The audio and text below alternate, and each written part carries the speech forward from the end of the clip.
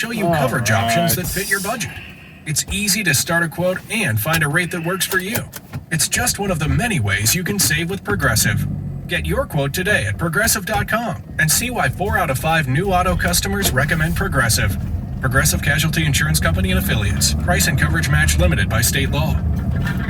Welcome into Locked On Knicks, and today is free agency day. And Gavin, I think we just spent like an hour and a half writing down free agency rumors, so it's safe to say we have a lot to get into. What are some of the big rumors we're going to get into before today's 6 p.m. free agency? Well, we're going to start off with keying you in on where the Knicks are at heading into free agency, including what they decided to do with Frank Ntilikina, Mitchell Robinson, the rumors about which players are likely to return, which players are unlikely to return, and then we get into other teams' free agents, why the Knicks are likely to lose out on a couple of point guards that they seemingly really wanted throughout the regular season, and who they could replace those guys with. All that and more right now on Locked On Knicks. You are Locked On Knicks, your daily New York Knicks podcast, part of the Locked On Podcast Network, your team every day. And I think we see Willis coming out. There he comes.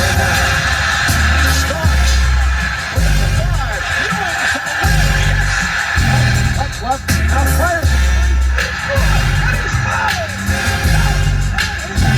Anthony for three. Goes down. Back up off the glass. It's good. Becomes infectious.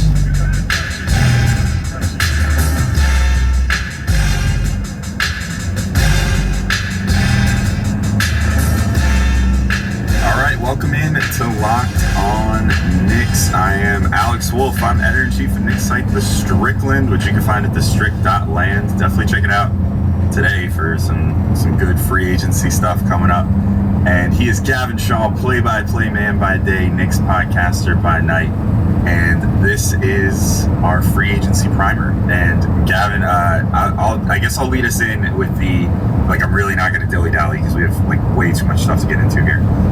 But I'll lead us off with just the things that the Knicks have done here and a quick reaction to them. So the two big things that the Knicks had to settle was Frank Ntilikina becoming a restricted free agent potentially, and Mitchell Robinson's final year contract option. Of course, they also waived Norvel Pelle, which, RIP to the Norvel Pelle era. We'll never forget the dislocated finger game. But with Frank, they did not extend him a qualifying offer. So that means that Frank is going to hit the open market as an unrestricted free agent.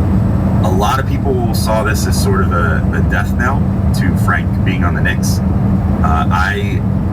Maybe I'm being delusional. I mean, I definitely think there's a good chance that he's gone, but I don't necessarily think that this means 100% that he's gone.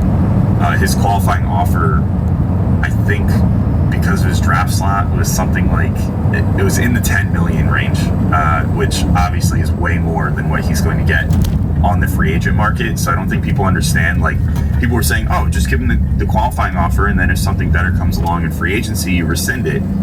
The thing is, the qualifying offer is probably going to be more than he'll get on a 3-year offer, So I think that the Knicks didn't offer it because there's a decent chance that the second free agency would open, he would just sign it. So you don't want to offer that. In addition to the fact that, you offer that qualifying offer and his cap hold also would have been 19 million or something. It was something obscene like that. Not that you can't just erase that cap hold by rescinding the offer, but it didn't make any sense for them to offer him a qualifying offer. So to anyone that thought that this was instantly oh, Frank is gone, it doesn't necessarily mean that. We'll get into some more Berman reporting in a minute, but Mark Berman of the New York Post had reported, I think at some point last week even, that if Reggie Bullock gets a big offer from somewhere else that's more than what the Knicks feel like paying him, which I think the Knicks, he had said something like the Knicks don't want to really exceed 10 million for him or something like that. So if Reggie Bullock gets a big offer somewhere else, he had mentioned that Frank might be a candidate for the Knicks to just kind of bring back on a cheaper contract to fill some of that production that Bullock would have given. Plus, of course, they have their new rookies, with Grimes and McBride and everything else to fill some of those minutes. So I wouldn't necessarily rule out Frank yet, and I'll throw that to you in a sec. But then Mitch, they picked up his final year option of his contract, which, as we've said for a long time, is something like $1.5 million roughly. And that means that Mitch can become an unrestricted free agent next year, but he can also be extended this offseason now. And he could be extended for a contract of upwards of $12 million a year, roughly, which I don't know that I could see him getting too much more than that on the open market if he would have hit the market today. Maybe he'll bet on himself and want to go into next offseason as an unrestricted free agent, or perhaps he and his representation, whoever they may be at this moment, because I know he's had like 18 different agents. I actually forget who his agent is at this point. Will decide to just take the extension this offseason and keep him a Knick for a while. So we'll see how that all goes. But Gavin, what are your thoughts on those two guys first before we start getting into the Knicks and their league leading roughly $53 million in cap space? Yeah, so I'm with you on Frank. It would have been ridiculous to extend the qualifying offer to him, no matter how much I love him. I'm also with you in that I don't think it's an absolute death knell, but I have long said on Frank, so I won't belabor the point, that I think just for his own good, it's like, the old saying, if you love someone, you let him go. I think the Knicks need to let Frank go and blossom somewhere else, because we've seen the same shit repeat itself for the last couple of seasons, and especially with someone like Miles McBride in there, who I think Quentin Grimes is built to come in and play the Reggie Bullock role. I think McBride, if everything works out, would ideally be the better version of the Frank role. And granted, look, he's 4 inches shorter. The wingspan is 4 inches shorter, so he's micro Frank. He's not as flexible defensively, but obviously a lot more there offensively that Frank doesn't give to you. So I have a feeling the drafting of McBride, if they had maybe stayed in the first round and gotten Grimes in a wing like Keon Johnson, I think you could have given Frank a slightly better chance of coming back. But I think McBride sort of fills that niche in the Knicks ecosystem. So I would be pretty surprised if Frank came back. Again, if the interest, if I'm just completely wrong and every other team around the NBA is like, that guy couldn't even play in the Knicks the last few years, why would we want him? Then I think he'll be gone. But again, I think a smart team, I've long said the Warriors, I'm sticking with it. We'll see his value on a playoff roster that's already full with a lot of shooting and playmaking, and they will eventually sign him. With Mitch, I think it's a fascinating situation. I understand the cap implications of doing his contract next year versus this year. It's something I got into the other week with John Schmilk on the podcast.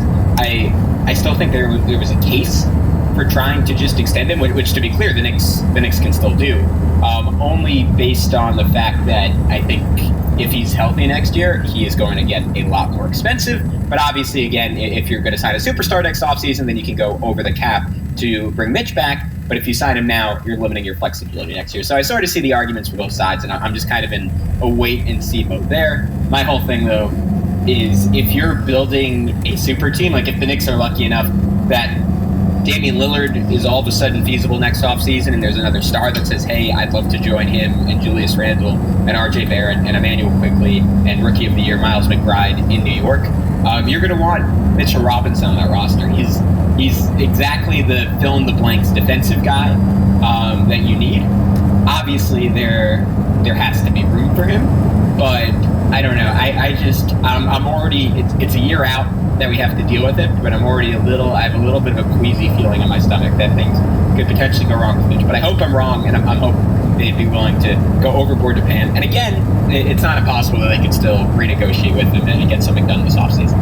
Yeah, I don't even think that, even if they maxed out his, ceiling for an extension, I don't even think that's going overboard. Like, I think that Mitch has proven at this point that he's around a $10 million player in the NBA, like at minimum. I don't think that's out of the realm of possibility. Like,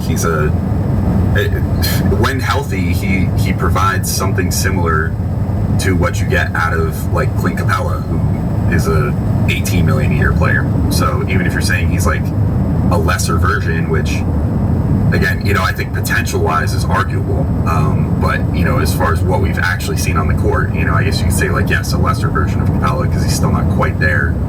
with the strength and everything yet, and the physical growth. But like, yeah, if they can get him for like $10 million a season for like 3-4 years, I think they should definitely do it, because I think that as long as you can keep him healthy, which we'll see how everything goes with that foot injury. But otherwise, I mean, I think Mitch has done a pretty decent job of staying healthy. I mean, he's had his nicks and bruises here and there, but like the hand injury this year was a freak injury. That's not something that I'm going to hold against him going forward.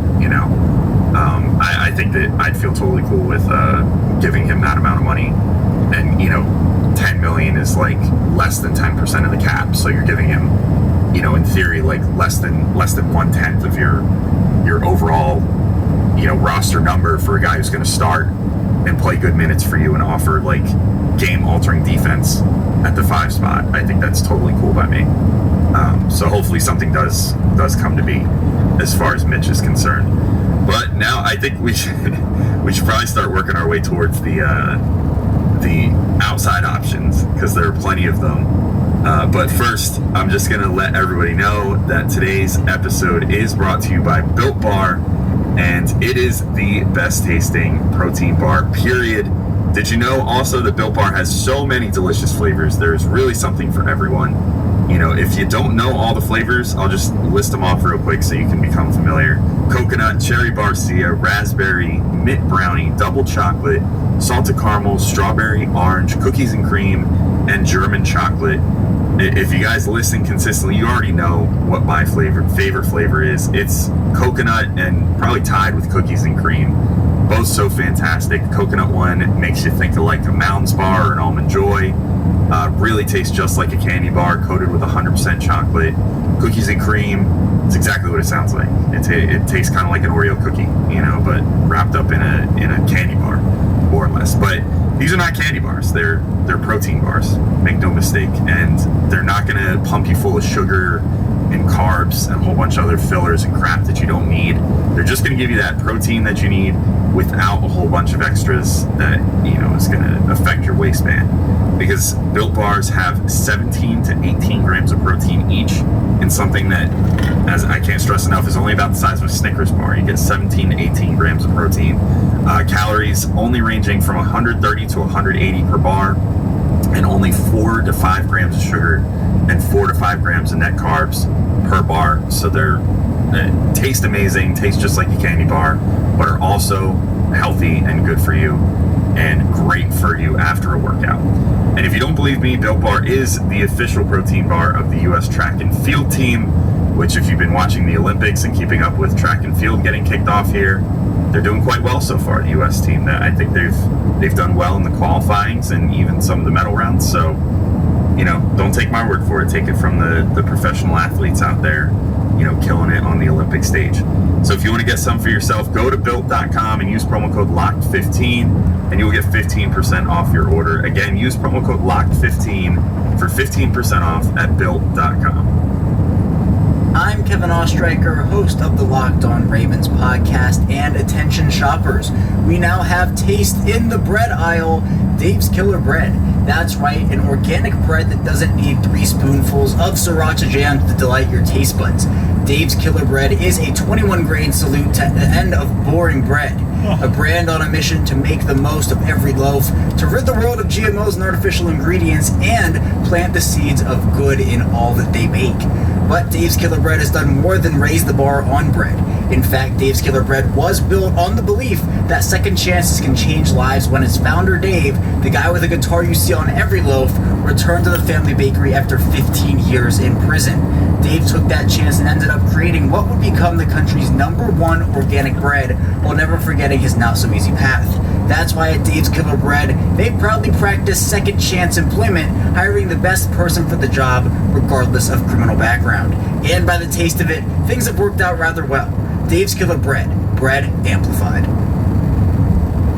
Welcome back in on Locked On Knicks. Alex, it is that time. We are recording this at 11:56 Eastern Time, August 2nd, 2021. Free agency officially begins in about 6 hours and 3 minutes.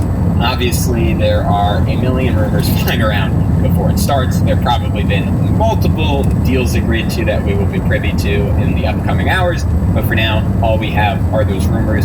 So let's start off with the point guard position, because I think that's sort of the fulcrum of the Knicks offseason conversation, and perhaps the spot that they're most desperate for additions. On the roster, obviously, you have Emmanuel Quickley. Miles McBride is more of a combo. Maybe he'll play there with a larger ball handler like RJ Barrett or Julius Randle at some point.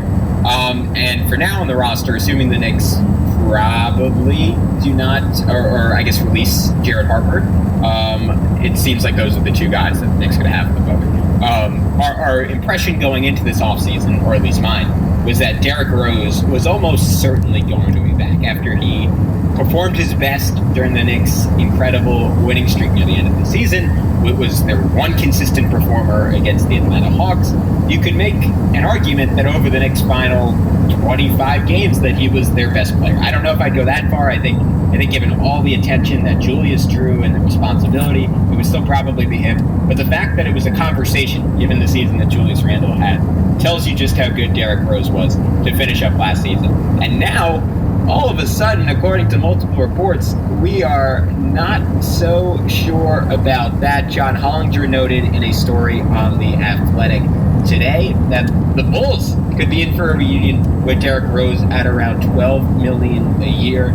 That backs up some reporting that we got from friend of the show, Mark Berman, that while the Knicks will certainly have interest in Rose, they might get kind of queasy when another team offers him a multi-year deal. So that is fascinating.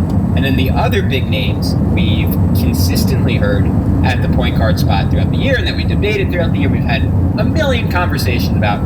Kyle Lowry looks like he's most likely going to be headed to the Miami Heat, who picked up Goran Dragic's $19.4 million option, seemingly to use in a sign-and trade for Lowry.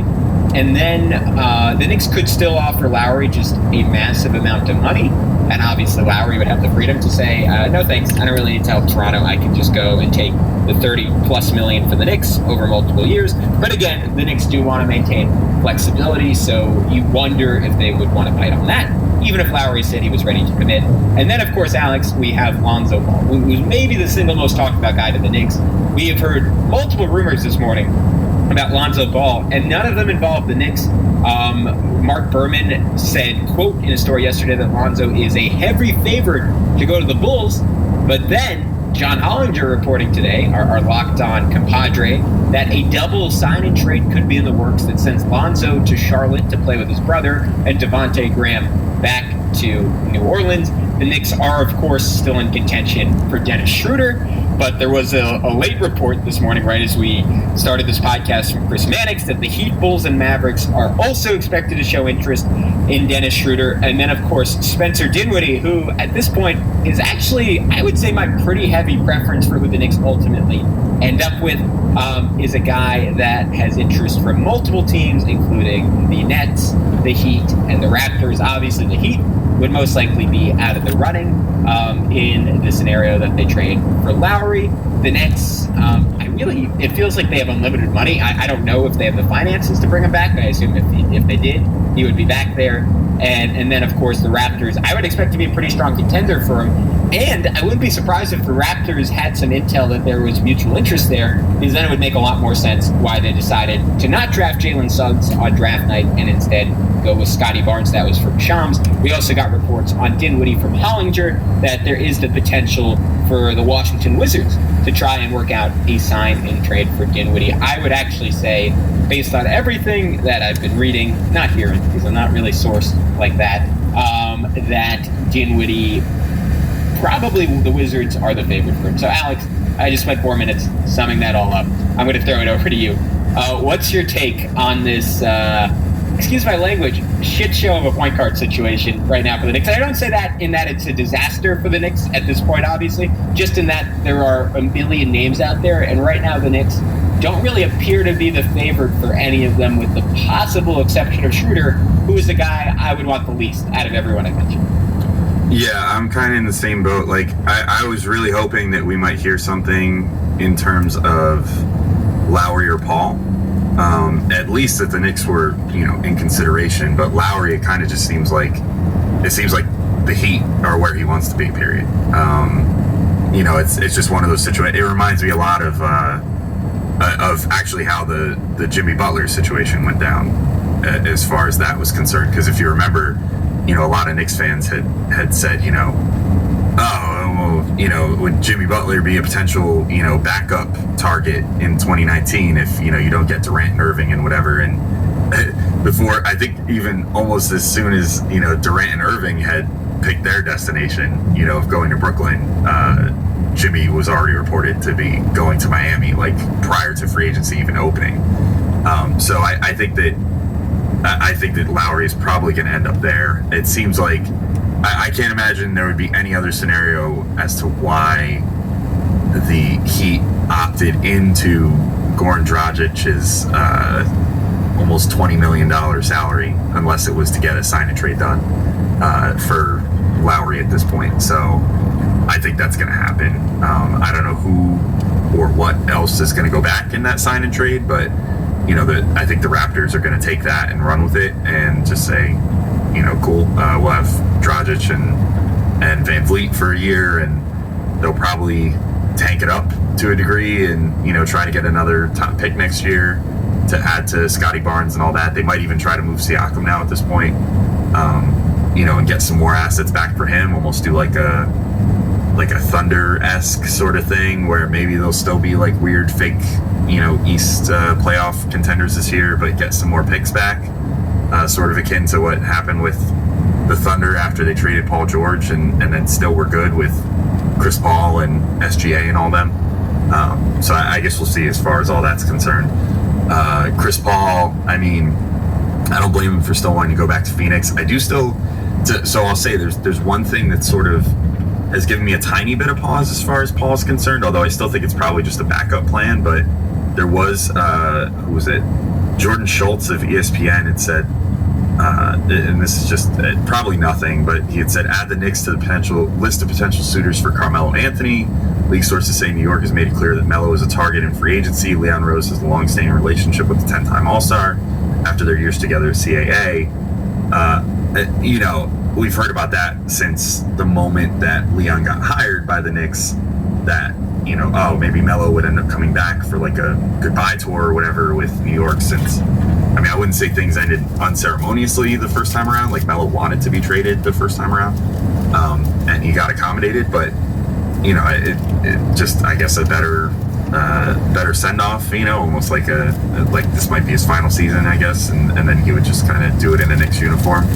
But we had seen the quotes this past year about how, had it not been for COVID, CP3 might have forced a trade strictly to New York last offseason to come to the Garden, and, then Melo would have come on like a minimum contract or whatever, and they would have, done the whole thing together, because they've always wanted to play together, CP3 and Melo apparently, and, they could have finally done it in New York and had the Garden crowd and all that stuff. And, obviously now with crowds being back, maybe that's something that has re-entered his consciousness. I don't know. Maybe he sees the West and says, hey, a lot of stars align pretty well for us to get out of the West this year in Phoenix. And I don't know what our chances are going to be like next year, with presumably a lot of West teams, including the Lakers, reloading and getting even better. How much harder is it going to be for us to get out of this conference next year? CP3 has never played in the East, so maybe he still looks at that as an opportunity to come over and play in a presumably more gettable conference. Although the East is pretty top heavy at this point, with at the very least the Nets and the Bucks. I guess we'll see where things go with the Sixers with the Simmons trade situation and stuff. But and the Hawks, rising the way that they did this year. So both conferences are pretty tough at the top, but maybe CP3 sees the East as a better path to potentially getting back to the finals and goes with the Knicks. I'm not considering that likely though, unless Sarver and the Suns do something that they've quite frankly done a number of times under him in the past and cheap out and don't want to pay him a lot of money. Paul Paul did literally just turn down a $44 million option to hit free agency, so he's looking for a payday of some sort, or else he wouldn't have turned that down, and he would have just accepted his $44 million and gone on with his life. So I guess we'll see where their priorities lie and how much they value retaining him versus just their bottom line dollar figures. All right, real quick, we're just going to take our second break and let you guys know that today's episode is brought to you by betonline.ag. BetOnline is the fastest and easiest way to bet on all your sports action. Baseball season's in full swing, and you can track all the action at BetOnline. Get all the latest news, odds, and info on all your sporting needs, including the MLB and all of your UFC and MMA action. Before the next pitch, head over to BetOnline on your laptop or mobile device and check out all the great sporting news, sign-up bonuses, and contest information. Don't sit on the sidelines anymore, because this is your chance to get into the game as teams prep for their runs to the playoffs, like my Mets with their new addition of Baez. Awesome. Head to the website betonline.ag or use your mobile device to sign up today and receive your 50% welcome bonus on your first deposit with promo code LOCKEDON. Again, that's betonline.ag, promo code LOCKEDON for a 50% welcome bonus on your first deposit. BetOnline, your online sportsbook experts. Move in with Frontier Fiber Optic Internet. Hey, it's us. Your 10 o'clock video conference meeting? Sorry, I was on mute. We heard you were moving. It's time to upgrade to Frontier. And get upload speeds 25 times faster than cable. 500 meg internet is just $49.99 per month with autopay, plus free activation. You even get a $100 Visa reward card, too. So, let's talk next steps. Do what cable can't. Move in with Frontier. Go to frontier.com/getmoving for complete offer details. Service is subject to availability and all terms and conditions. All right, and we're back, and I'll continue my rant here on all of the point guard options. Lonzo, I wasn't in love with him, especially as a lead ball handler coming to the Knicks anyway, so I'm not heartbroken that he's sort of out of the conversation now, it seems like. Of course, the Knicks could still 11th hour their way in there and make a big restricted free agent offer. The other thing I'll say is, based off draft night, and maybe I should have led with this, but based off how things went on draft night, I wasn't able to. I'll give some brief draft takes later. I wasn't able to do it because I was actually in an airport on draft night, but I was keeping track of Twitter and stuff. And the one thing that I noticed is that the leaks were quiet around the Knicks on draft night. Things were not announced until they were happening, which means that if this front office wants things to be locked up like Fort Knox, they do it. So I think maybe the reason that we're not hearing the Knicks in a lot of these rumors is because they don't want to be in the rumors, because everybody's tight-lipped with the organization right now. So I don't know. I think there's a decent chance that maybe some things are being more kept under wraps than we realize as far as their plans, and we won't start hearing about them literally until the strike of 6. But that's for 6 hours from now, I guess, as far as what we'll hear there. But as far as Lonzo, maybe they're more in on him than we realize. Maybe they just are kind of balking at the price. Maybe the Bulls are just more committed. Maybe Lonzo just likes the Bulls more. I don't know.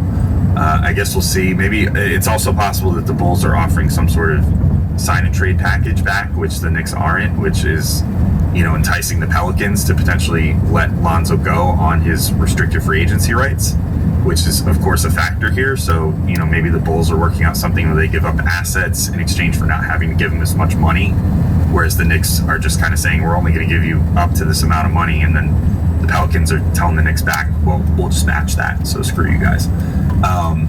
So yeah, there's a lot at play there, but I'm starting to think that maybe he's not as in the cards as we had previously thought. And then like Dinwiddie and Schroeder, Dinwiddie, it would be so weird because it's a guy that I've disliked so much on a personal level, just for his repeated attempts to clown Knicks fans on Twitter and stuff, and his insistence that the Nets are New York's team or whatever, which everybody.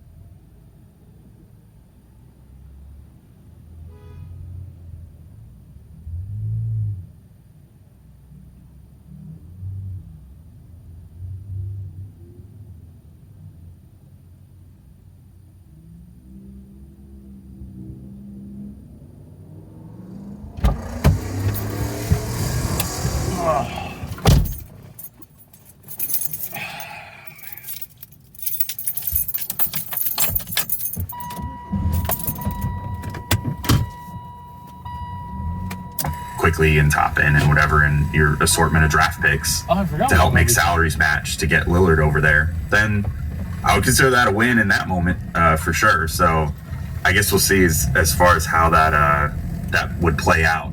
With getting Update on gas again. I think I'm starting doing updates when we get here. We are one tick. I'm not going to say that this was Just a source tick under half a tank. last year, but I can And we're at remember 253.1 miles driven. on our show last year. Actually pretty good. We had said, if you were the Knicks and you were going after a free agent, who would you go after? And he had even brought up Schroeder at that point. And this is prior to last season. This is where the prior to when he, I think, fuel plummets. It's pretty annoying, but 253 to the half. You would assume I get 500 to the tank, or even 400 to the tank. But I'll be lucky to get over 350. So I only have 100 miles left. Hopefully, if it turns into a sign and trade thing, maybe they can Looks try like it's to dead here today. break the Lakers over just a little bit and get an asset to come back to the Knicks in a sign and trade for sure as well. The Because fuck up. free up some Free cap up. space for the Lakers. You can do it. We believe in you. They want to do. So Jeez. that's definitely Fucking Christ. there as well. So I guess we'll see though. All right. I Well, think my general thought on the point guard situation. I mean, there's